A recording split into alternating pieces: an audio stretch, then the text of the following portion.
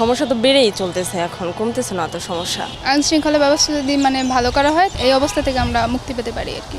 বর্তমান প্রেক্ষাপটে তো মনে হয় যে নিরাপত্তা কোথাও নাই। দর্শক, স্বাগত জানাই মাই টিভির ধারাবাহিক আয়োজন আমার কথায়। এই অনুষ্ঠানের মাধ্যমে সাধারণ মানুষের বিভিন্ন বিষয়ের উপরে মতামত তুলে ধরি আমরা।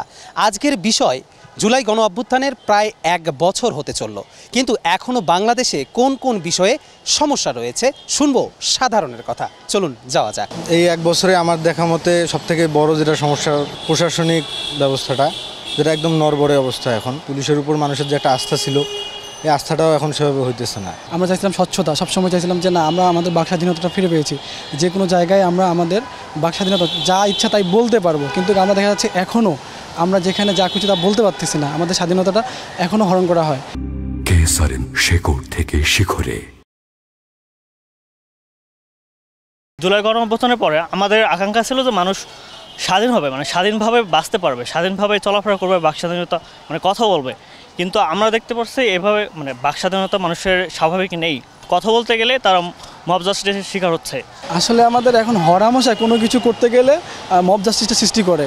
কতিপয় মানুষ তাদের নিজের সুবিধা স্বার্থ হাসিল করার জন্যই দেখা যাচ্ছে তাদেরকে ট্যাগ লাগাই দিয়ে একটা মব জাস্টিস সৃষ্টি করতেছে। এর প্রভাবের কারণে ধরেন অনেক মানুষ ইনফ্লুয়েন্স হইতেছে যে ওখানে মব জাস্টিস হইতেছে, আমিও এখানে মব ক্রিয়েট করবো, আমি আমার নিজের জাস্টিফাইটা নিজে জাস্টিফাইড করবো। বৃহৎ পরিসরের মব জাস্টিস হইলে এটা সমাজের জন্য ক্ষতিকর, এটা সমাজে বিশৃঙ্খলা তৈরি করে। আমাদের যাবতীয় জীবনে যে নিরাপত্তাটা, সেটা এখনও আমরা পাচ্ছি না। আগে দেখা যেত রাত 2টার দিকেও আমরা ভালোভাবে বের হইতে পারতাম, কিন্তু এখন কিন্তু আমরা রাত 2টার দিকে বাইরে বের হইতে পারি না। কোনো কারণে অঘটন ঘটতে পারে, অপ্রীতিকর ঘটনাগুলো আমাদের হরহামেশাই ঘটতেছে। আইন শৃঙ্খলা বাহিনীর ওপর আমাদের যেই সাধারণ জনগণের যে ভরসাটা, সেটা যাতে আবার ফিরিয়ে আসে। কারণ একটা আইন শৃঙ্খলা বাহিনী ছাড়া আমাদের দেশ এভাবে চলতে পারবে না। এই মব জাস্টিসের এগেনস্টে আমাদের সরকারের আরও পদক্ষেপ নেওয়া উচিত। এখন তো মেয়েদের কোনো নিরাপত্তা নাই, এমনিতেও দেশের পরিস্থিতি খুবই খারাপ। আগের মতো তো আইন শৃঙ্খলা এখন খুবই দুর্বল। এখন আইনের কাছে গিয়েও হয়তো মেয়েদের কোনো নিরাপত্তা দিতে পারে না তারা। চাঁদাবাজি, খুন খারাপি, ছিনতাই সবই তো এখন চলতেছে। এই 1 বছরে আমরা পেপার পত্রিকায় দেখি যে 100 কতজন খুন হয়েছে। আমরা তো দেশে স্বস্তি পাচ্ছি না, শান্তি পাচ্ছি না। যদিও ওই সরকার পদক্ষেপ নিচ্ছে এগুলো কমানোর জন্য, কিন্তু আসলে তো সারা বাংলাদেশে কমতেছে না। পুলিশ ওদের যে রাইট আছে, ওরা কি মব সন্ত্রাসকে দূর করতে পারে, বিভিন্ন জায়গায় অনাকাঙ্ক্ষিতভাবে বিভিন্ন আন্দোলন দমন করার ওদের রাইট আছে, বৈধ উপায়। কিন্তু এখন পুলিশ পূর্ণাঙ্গভাবে কাজ করতে পারে না মব সন্ত্রাসের কারণে। সন্ত্রাস বলবো না, উচ্ছৃঙ্খল অবস্থা একটা। নিরাপত্তাহীনতায় সবাই আসলে ভুগতেছি, কারণ এমনভাবে হানি রাহাজানি ছিনতাইকারী এমনভাবে বেড়ে গেছে যে এটা আসলে কোনোভাবে নিরাপত্তা পাওয়া যাচ্ছে না।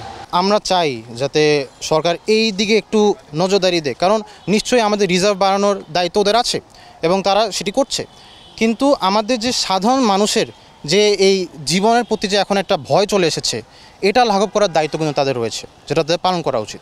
জুলাই গণ অভ্যুত্থানের পর যে আমরা চাইছিলাম আমাদের যে তরুণ প্রজন্ম তারা নেতা হিসেবে বসেছে মন্ত্রিসভার মধ্যে, আমরা চাইছিলাম তাদের মধ্যে একটা স্পিরিট থাকবে বা তাদের মধ্যে একটা আগ্রহ কাজ করবে দেশে সব কিছু বা সব ধরনের যেসব জায়গায় দুর্বলতা আছে, যেসব জায়গায় ত্রুটি আছে, এইসব জিনিস যেন দ্রুত সমাধান হয়। কিন্তু এখনও সব কিছু অনেক ধীরগতিতে কাজ হচ্ছে, কাজ চলতেছে, যেটা আমরা আশা করিনি। মূল আরেকটি সমস্যা হচ্ছে কি, মানুষের মধ্যে আইন শৃঙ্খলা বাহিনীর ওপর যেই ভরসাটা ছিল সেটা উঠে গিয়েছে, এবং এই উঠে যাওয়ার ফলে আমরা দেখছি যে দৈনন্দিনভাবে প্রত্যেক দিন কোনো না কোনো কারণে আন্দোলন হচ্ছে।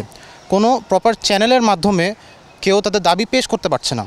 যেসব মানুষ দরিদ্র সীমার নিচে আছে, আমাদের এর আগের যেসব সরকারই এসেছে প্রত্যেকেই বলেছে যে বাংলাদেশের দরিদ্র জনগণ এবং এইসব মানুষদের জন্য কাজ করবে এবং তাদেরকে যথাযথ সুযোগ সুবিধা দিবে, কিন্তু কোনো এর আগের সরকারও দেয় নেই, এই সরকারও তেমন কোনো কাজ করছে না বলে আমার মনে হচ্ছে। তাই আমি মনে করি এই ধরনের সমস্যাগুলো দ্রুত সমাধান করা উচিত এবং এইসব নিয়ে শুধু এই সরকার কেন, প্রত্যেক সরকারেরই এইসব বিষয়ে উদ্যোগ নেওয়া এবং কাজ করা দরকার।